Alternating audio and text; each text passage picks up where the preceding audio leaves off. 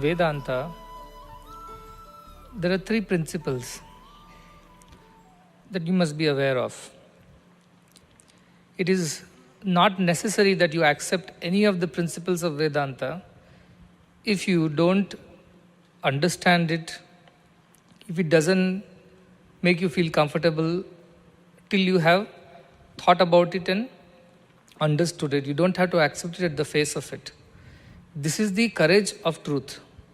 Only truth can speak like this. Challenge me. Only truth can speak like this. Falsehood will not go and invite people to challenge itself. Because it knows if it's challenged, it will get defeated. But Vedanta is such a truth, it's fearless. The people of Vedanta are called Vedanta Kesari. Vedanta Kesari means the lions of Vedanta. They have no fear, like a lion roams around in the forest without any fear.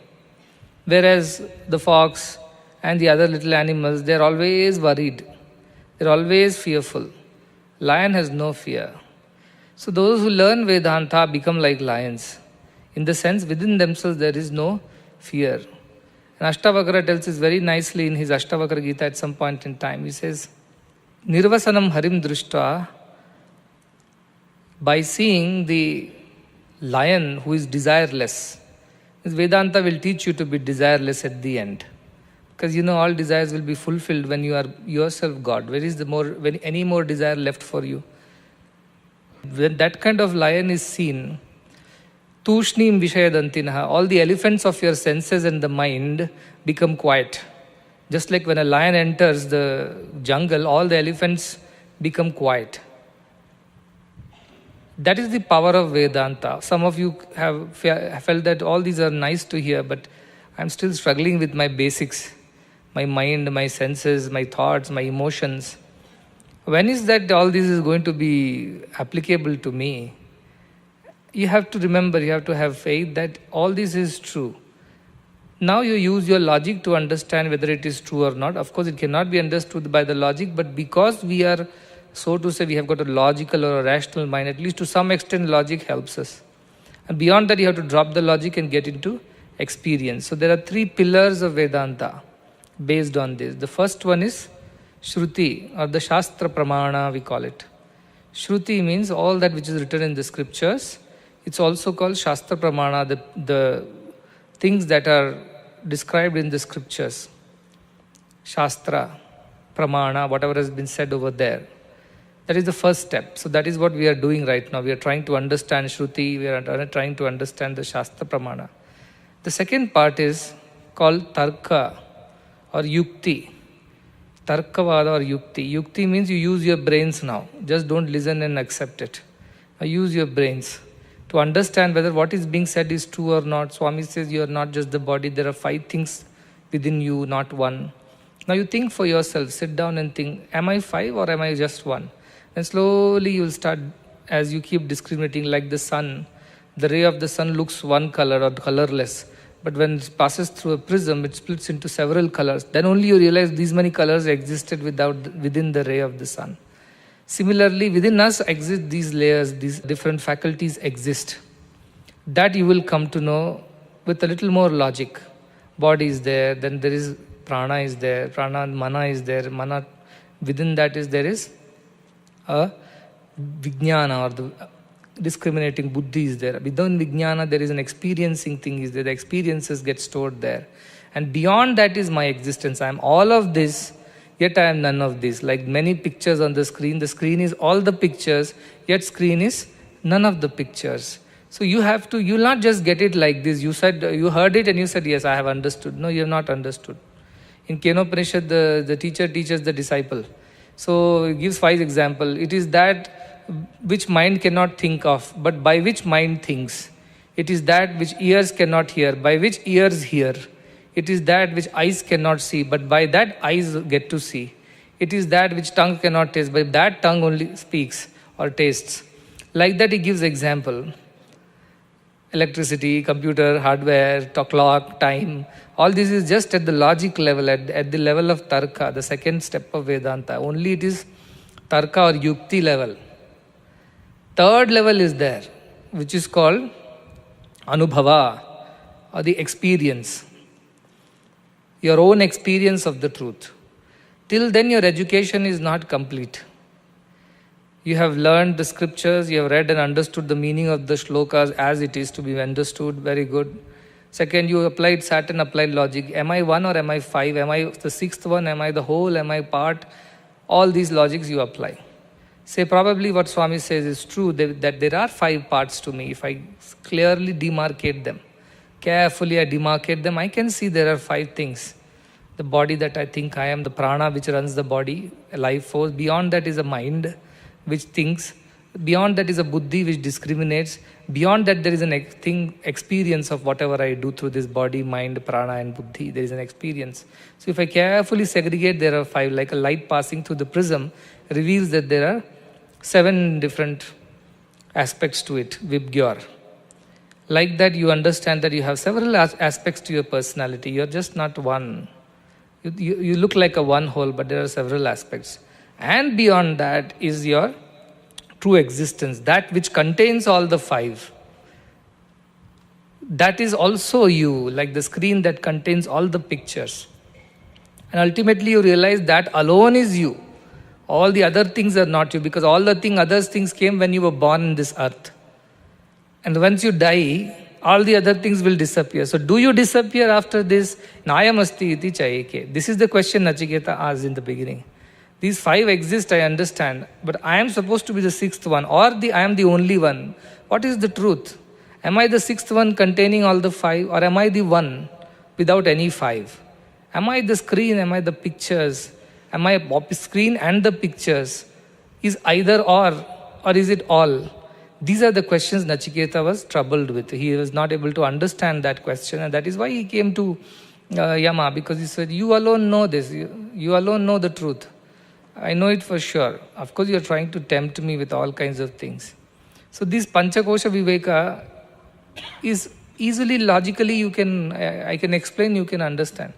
But you have to do your own svanubhava. By continuous mananam, sitting and thinking about this one thought, it will slowly reveal itself. Like a flower opens its petal by petal it opens. Like this bud which is there, the idea that has got inside you, it will only open with constant thinking about it. Walking, talking, eating, sleeping. Am I fun? Am I 5? Am I 6? Am I the only one? Keep thinking. That thought will reveal itself to you slowly. So Vedanta is learned like this. By borrowed money, nobody becomes rich man. Many people borrow money, buy car, houses. Do they become really rich? Look at the outside, they may look rich. Inside they all know this is all loaned, borrowed stuff. I have to repay all these things. I am not really rich. So till this level, Shastra Pramana and the Tarka, it's a borrowed money. You really have not become rich in Vedantic knowledge. This is borrowed knowledge. When will it become your own knowledge? With Anubhava alone, it will become your knowledge. That is the time when you have really become rich. Otherwise, you are only a person who has borrower here. That our knowledge is still not yours. It still belongs to the KATHOPANISHAD, it still belongs to the Rishi there, it still belongs to Nachiketa, it still belongs to Adi Shankara, but it does not belong to you. Only it becomes yours when you have experienced that knowledge. So far, whatever you have learnt, the idea that the world is temporary, therefore Nachiketa asks for higher things, this knowledge should become yours. It means you should feel like that here onwards. Yes, I do understand world is temporary, but then what is wrong in getting a watch and a phone and a little car and then a little house, and then you have not understood this. At the logic level, it has remained. Yes, logic is there, of course, that so many people are born, they die, they get things, they become happy, next day they become unhappy, the new desire emerges, they fulfill the new desire, they become happy, third day another desire comes, and life goes on. So you have observed this, you have used the logic. But when you apply the logic on yourself, that's when Anubhava begins. But Anubhava is when you apply and try to understand within yourself. That third step is the most important. That is also, you can say, Shravanam, Mananam, Nidhyasanam, another way of putting it. Shravanam means whatever is said, Shruti, heard, you hear it. Then Mananam, Tarka, sit down and meditate on that idea, give logic, argue within your head. Try to get some sense out of it. Don't simply accept it. Adi Shankara said, don't simply accept it, ask questions. And then finally, he comes to say that you understand it through your own experience. So whatever you have learned so far, I have not even started on the Atma Vidya side. We have only understood a few things, like we should be observant, we should be Shraddhavan, like Nachiketa, we should not get angry in certain situations, we should try to see what is the opportunity in adversity, and then go and not just think about ourselves, we should ask about everybody else's welfare, and then even those who have done wrong to us, we should be compassionate and kind to them. And from there, Nachiketa's perseverance and determination to know the truth, and nothing less than that. And from there, Nachiketa's ability to discriminate between temporary and permanent, and choosing the permanent over the temporary, Shreya over the Preyo, that ability. From there, we go further to understand that Yama has also agreed that this is the right method and there is no other method. He fools us by giving us all kinds of worldly things so that we are bound by him, and he continues to do his job. And then finally, Yama explains that all this logic of Brahman does not make sense. So then why this second step of logic? Because logic is to understand that logic is not enough. And experience is required beyond this. That is why logic has to be understood. If you want to know what is a sweet, you should also know it is not salty. Otherwise, next time something is given salty, how will you know how to define? So you know both the things of life. If you don't know cold, you don't know what is heat. If you don't know darkness, you don't know what is light. If you don't know sickness, you don't know what is health. If you don't know sorrow, you don't know what is happiness. Likewise, unless you get the logic, you will never know that this logic is not enough for this. So that's why the second step in Vedanta is to get the logic right. Go logically, one step by step by step. But logic alone will not let you know this. Logic will tell you only intellectual understanding, like borrowed money with which you have gone and bought a car. You are really not the owner of the car. The car is on a loan, like that this knowledge is on a loan. Till when? Till logic level. When it becomes experience level, then the car becomes yours. Then you have paid off the loan, and now you are owning the car truly. Like that, unless you experience this logic, there is no point. Your education, your knowledge is not complete. It is still borrowed knowledge from the books.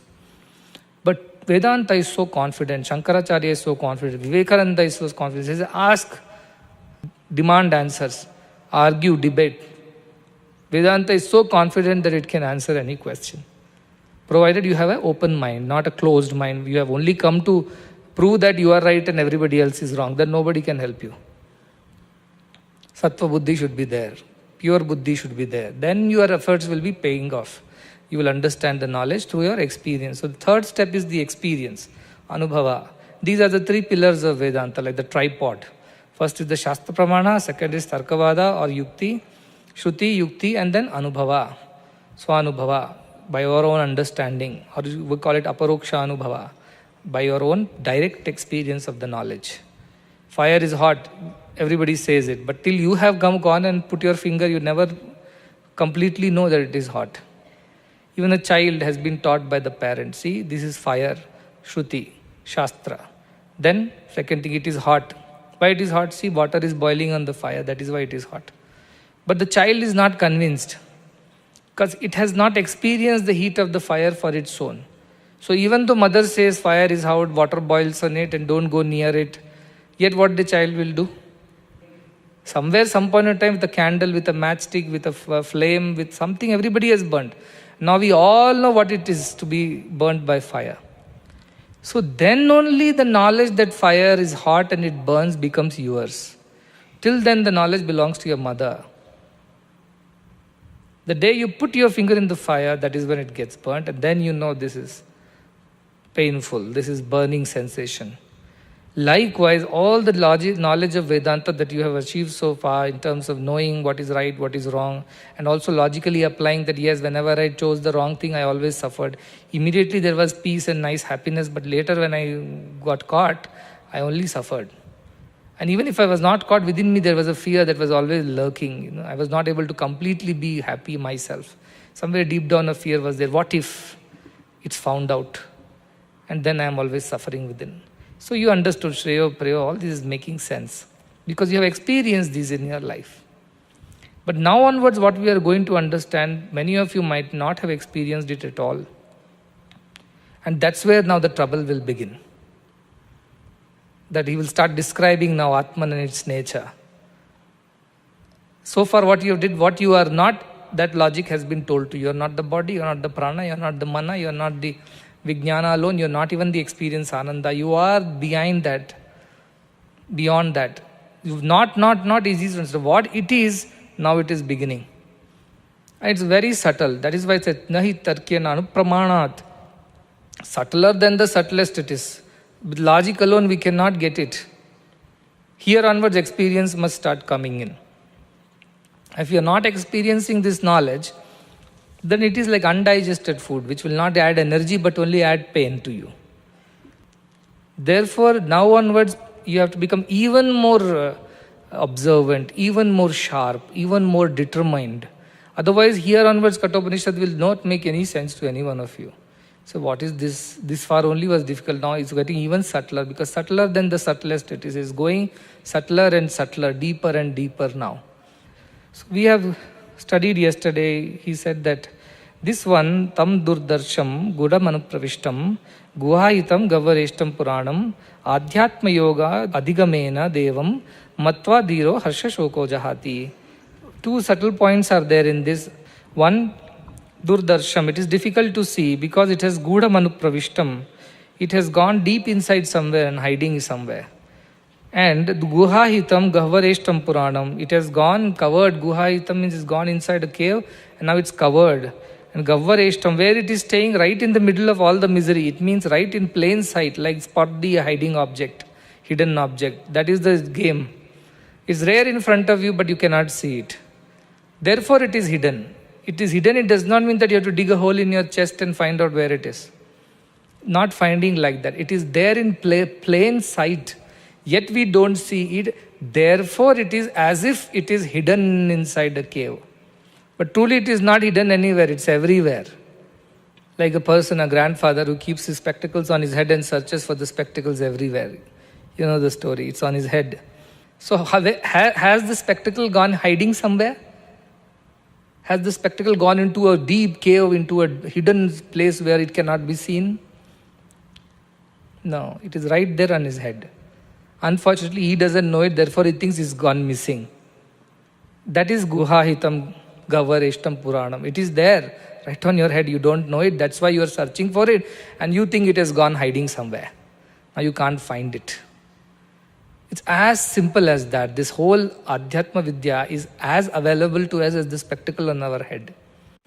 The only problem is that we are not able to see it directly, and everybody else knows it and they are laughing at it, but we are not able to understand what's going on. If only we put our hand on our head, then we realize here is a spectacle. Likewise is the problem of Adhyatma Vidya, is hiding in the plain sight. But though it is very much there in front of our eyes, because we are unable to see it, therefore it is hidden. Otherwise it's not hidden, it's open to everyone. When a Jnani entered a room, he said, what are you seeing over here? They said, like if I ask you, what are you seeing? You say, I am seeing the table, I am seeing the chair, carpet, you, me, everything else. What else? I am seeing the light and bulbs and the thing. Then if you ask the Jnani, what are you seeing? He'll say, you are seeing all these things, but are you seeing the light? Light with which all this is being visible? No, we missed the point. Do we really ever think that we are seeing the light also along with all that has been illumined by it? Does it even occur to us? When sun is shining, we take it for granted that sun's light is shining. But what do? All the things that we see with our eyes hides the fact that first thing we see is the light of the sun. After that only we see everything else. You understand the logic? But we miss noticing that first thing our eyes see is actually the light of the sun which is coming. And then only we see the objects. But in our eagerness to see the objects, we miss the very idea that the first thing to be seen by us was the light of the sun. Not the sun, the light which is now here, everywhere. We miss that, and what we start seeing the objects. So is light hiding or is it light not hiding? It's not hiding, yet it is hiding from us. Because we tend not to notice it, though it is right there. Likewise, Atman is everywhere, our self is everywhere, inside, outside and everywhere. We see everything using that self, but we don't see the self. This is the problem. That is why, though it is there in front of us, we miss noticing it. It's really not hiding anywhere. But it appears to be hiding, just as the spectacles appear to have gone missing. But they have not gone missing. It's just that we are not noticing it. Like that God or the Atman or Brahman is everywhere in everything, every single experience. Pratibodha vidatam, says Upanishad. In every experience is God, and God alone who is manifesting. But we see the experience, we miss the God part of it. Like we see the objects, we miss the light part of it. So whatever is the reflection, somebody is color blind, he may see this carpet as green instead of red. So all the world is nothing but an impression that we have of it. You have to understand this point, because the next slokas are getting very deep. All the world is an impression of ours. If somebody is good to us, they are good people. Though they may be bad to somebody else, so somebody else considers them as bad person. They are friendly to us, so they are very good. They are not friendly to somebody else, the same group of people, somebody might not be happy with them and call them bad. Somebody who is completely, they'll see it's a red carpet. Somebody has a color blindness, they call it a green carpet or a blue carpet.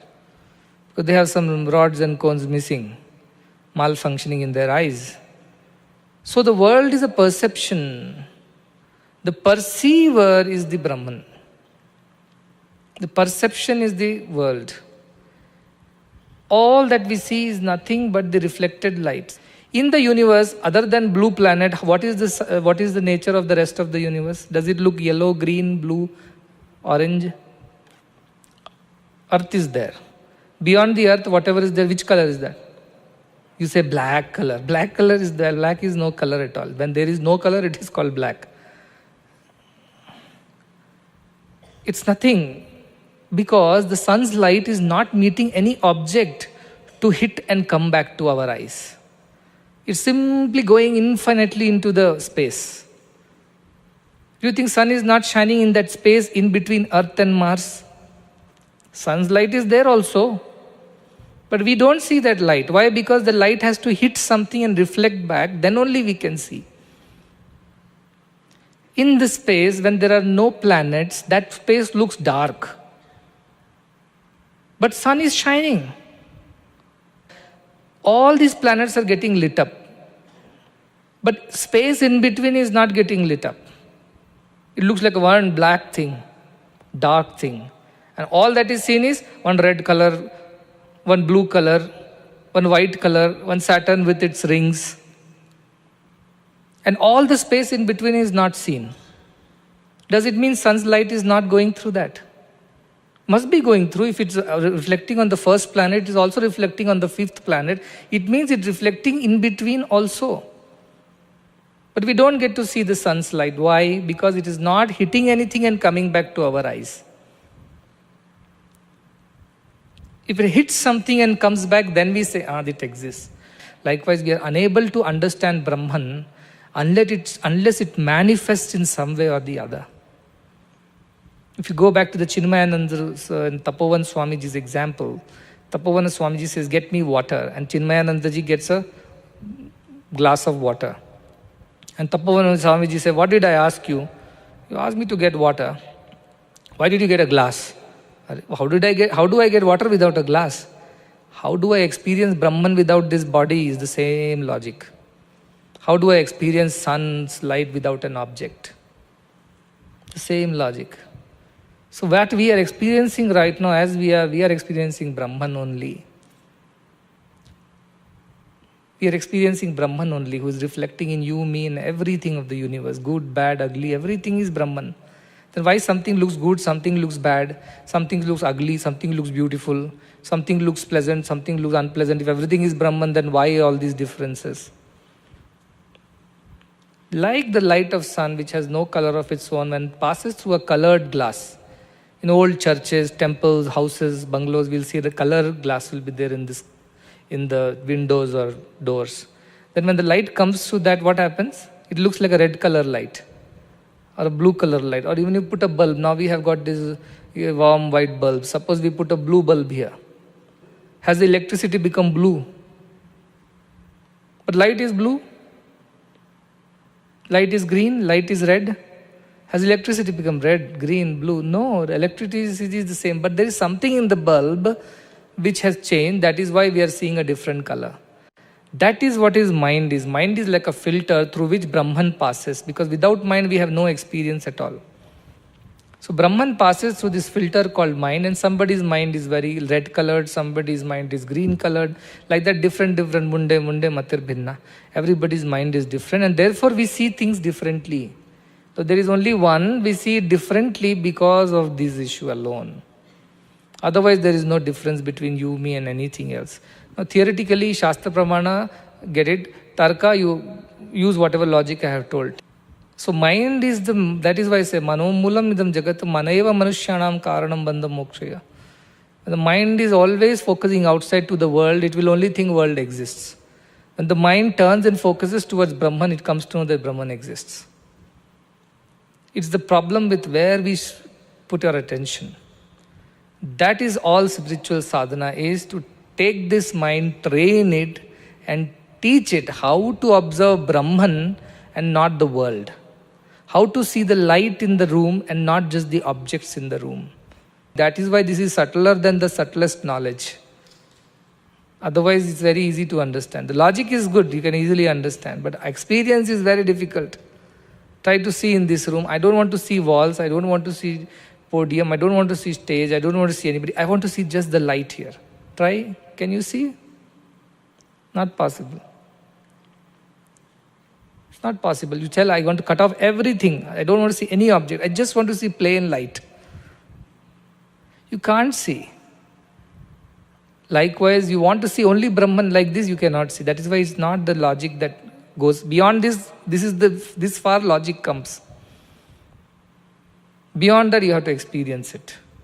How do you experience? With eyes, ears, nose? No, it is beyond all the senses. Then, what else is the method? Adhyatma yoga is the method. Go deeper and deeper and deeper and deeper within yourself. Meditate on this thought.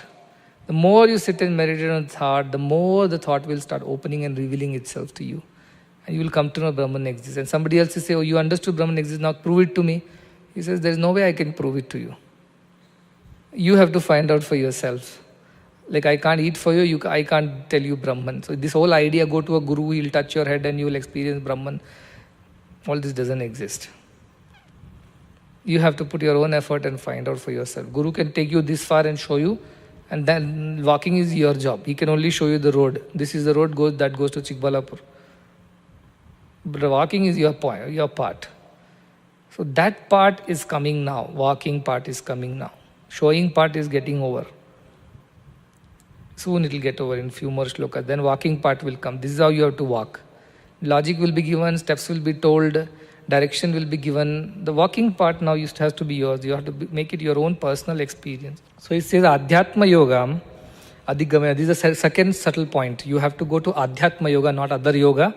And you know what is Adhyatma Yoga? Adhi Atma, which is all about yourself. Sanatana Dharma is all about yourself. That's why it's the most interesting subject on earth, because it is about yourself. In a picture of a class photo, whose face you see first? Whose face you search for first in a picture which has 30 students? Your own face you search for, right? Because we are all interested in ourselves only. If somebody is making sense to us, then we are interested in them also. If somebody is not making any sense to us, we are not interested in that. So Vedanta makes sense to us because it is about ourselves. Therefore, it should be of interest to you. If you're not developing an interest in Vedanta, it only means you have no interest in seeing yourself in the class photo. It's as stupid as that.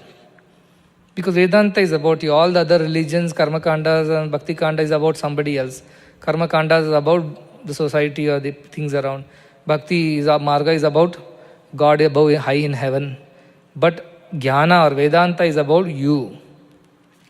Therefore, it is very important subject. This is one subject that you must know, without which no use of knowing everything else.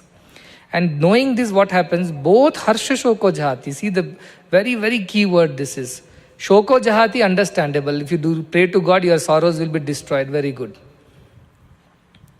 And if you do this yajna yagas, you will attain more happiness. Understood. It is saying both happiness and sorrow, both concepts get destroyed here. In this level. At lower level, you do things to gain things. Ayush Homa, Kubera Homa, all this. And you will become happier, you think.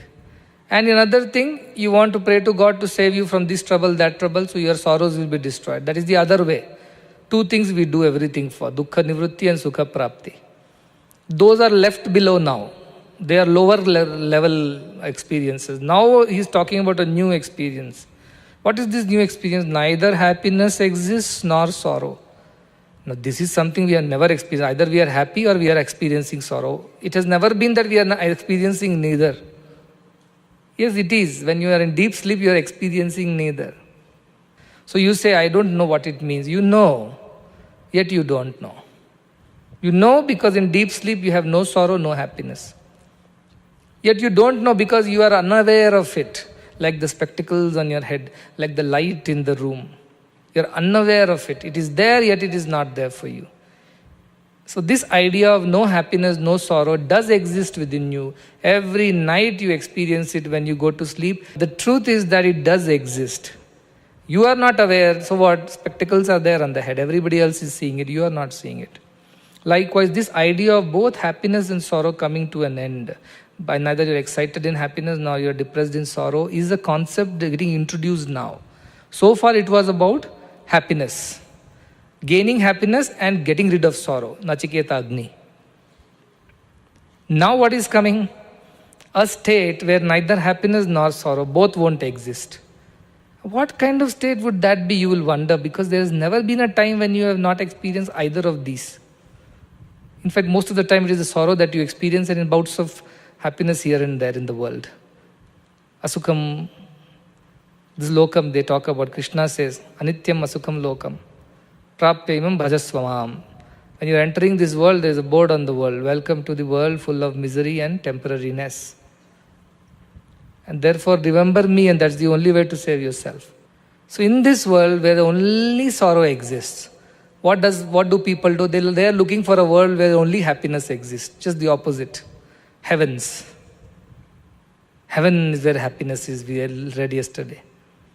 Shokadiko, modate swargaloke. Oh, I heard people are very happy in the swargaloka. In this loka, people are always unhappy. Their desires make them unhappy. So their earlier efforts was to get rid of this loka, which is unhappiness loka, and go to a loka which is happiness loka. Now we are talking about another state of existence where neither there is a pursuit of happiness nor there is avoidance of sorrow. Neither the effort of dukkha nivritti nor the effort of sukha prapti. Such a place we are talking about. Does it even exist is the first question. That is why Nachiketa asked, does it even exist? Ayamasti iti eke, nayamasti iti cha eke. Does such a thing exist as no happiness and no sorrow, an absolute neutral state?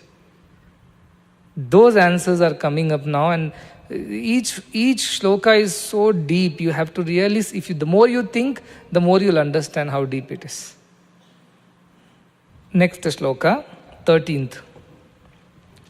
Etat shrutva samparigrahya martyah pravruhya dharmyam anumetamapya samodate modaniyam hi labdhva vivrutam sadma nachiketa sammanye. So our Yama goes on praising Nachiketa. He's still praising him. You remember from the last time, I never seen somebody like you. May I have more and more people like you, he says. Bhuyan Nachiketa Prishta. Let there be people who come like you. Unfortunately, I only find people who are asking me for this and that. Nobody is asking me for Brahma Jnana. So when Swami makes a statement, I keep giving you what you ask so that one day you will ask for what I have come to give. This is what it is. I keep giving money, job, wife, children, health, happy, all whatever pleasures, education. So that one day you will reach a place when you say, enough Swami, you have given enough and more, I don't need more than this. Please give me finally what you want to give me. So you gave me what I asked you to give me.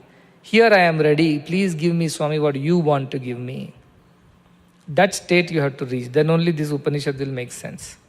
So further Nachiketa is being praised by Yama, and what does he say? He said, Etat Shrutva. He says, after listening to this this thought that Brahman exists and this is how he exists and all that, samparigrahya martya, carefully, samparigrahya means carefully analyzing.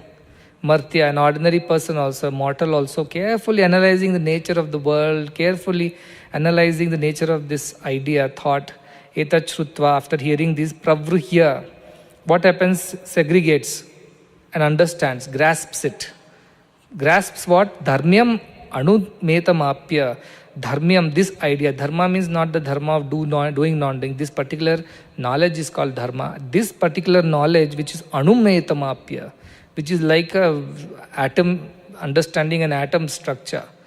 That is how this is so very subtle. Having heard this, having understood it, having analyzed it and grasped it, though it is very, very subtle, what he says, samodate modanam hi labdha. The one who does that, samodate, becomes happy. Because modaniyam him labdva, he has attained the highest thing that can give happiness. See, in this world we cannot attain happiness. So this loka is not he's talking about. Then Swargaloka says that Swargaloka exists for those who do good things and then finally go and enjoy happiness. So what he is telling here, that the one who understands this knowledge and expands it, modate, he is always happy. In Swargaloka, happiness is temporary. You will come back to the Bhuloka again and then you are born again. Somebody asked me a question, whether what happens after the Swargaloka? Nothing, you come back again to earth and continue your life and again you go to Swarga or Naraka, this cycle repeats. So everybody's effort is to get rid of this cycle. So he says that is when you understand Modaniyam Yabdha, the most enjoyable thing, the most pleasant, the nicest thing you have attained. Therefore you will also become full of happiness and joy, knowing that particular thing. And what does he say? Vivritam sadma nachiketa sammanye.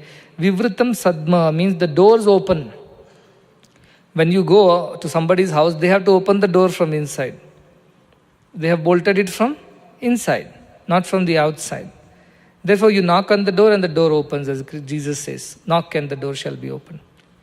But here he says that you don't even have to knock. Once you understand this and analyze completely and choose the right over the wrong, the doors naturally open. Like in airport when you walk, nobody is standing. The doors simply part. They observe your presence and that infrared detector, it immediately detects that you have come and opens the door. Like that, these doors just open automatically for whom? For a person who has understood this knowledge. And he's praising Nachiketa that you are one such Nachiketa. For you the doors are opening. See there. To enter this knowledge like that, he is telling Nachiketa, this Yama, I understand that you are a person like this who have carefully understood, discarded that which is temporary and choosing that which is permanent. Here the doors of Brahman are opening. It's a symbolic way of telling that you are being welcomed into the new world of no sorrow, no happiness, or permanent happiness, whichever way you want to put it. Nachiketa, he's been listening to Yama for far too long. He's lost his patience. First you waste my time tempting me, then you waste my time praising me. So he says what? The next sloka he says, Anyatra dharma, anyatra adharmat, anyatra asmat, krita akritat, anyatra bhutacha, bhavyacha, yat tat pashyasi, tadvada. So simple meaning is anyatra dharmat, anyat adharmat. Dharma is different, adharma is different. This is above dharma and adharma. This is different from krita akrita. Krita means done, which deeds are done. Akrita is the reason for which is done. This is called karana and karya. A reason, cause and effect. This is beyond that I know. Anyatra bhutacha bhavyacha. It is beyond the past or the future or the present. Basically covered all the three time cycles and says, that if you know, tell me about that. Stop wasting my time teaching what is good, what is bad. Stop wasting my time teaching this is the reason for that, that is the reason for this. That which is beyond both the reasons and dharma, adharma, good, bad, teach me about that if you know that. This is a very sukshma thing. Most of the people in the world are stuck with dharma and adharma. Aren't we? All the religions have been designed to teach us what is good, what is bad. Good you do, you attain punya and therefore you will attain swarga. Bad if you do, you attain narka or you will suffer with papa. This dharma, adharma has been stuffed into our head by all the religious people. From our parents to our teachers to police, law and order. Everybody has filled our head with this idea that two things exist, dharma, dharma. And if you do this, you get this. If you do that, you get that. Means if you do good, you will go to heaven. If you do bad, you will go to hell. This idea has been stuffed in our head for far too long. So is it a right idea, wrong idea? The question is that you may ask. So it means that I don't have to bother about it. No, you have to bother about it. But bother about a little more than this, not just this. Just don't bother about whether you pass or fail. Bother about whether you have attained the wisdom, attained the knowledge. That is more important. Don't be a mugpot. Your idea of education is not to pass or fail. That is not dharma that you should be dealing with in this world. Something is beyond dharma. As a student, learning is more important than just passing. So it's like you study, you pass, that is dharma. You fail, that is adharma. No, beyond passing and failing, the very experience of learning is also existing. Many people get very good marks, but ask them 2 questions after the exam, nothing they can answer. Because they've just mugged and vomited it. That is how this dharma is going on. Do this puja, do this punya, go to Tirth Yatra, donate this much, you will attain punya. You did not do the Ekadashi Vrata, you ate this on that day, you use the left hand instead of the right hand. Papa for you. This is how my psychology has been controlled for ages. And we just get stuck in that. Passing and failing becomes important and learning goes out of picture.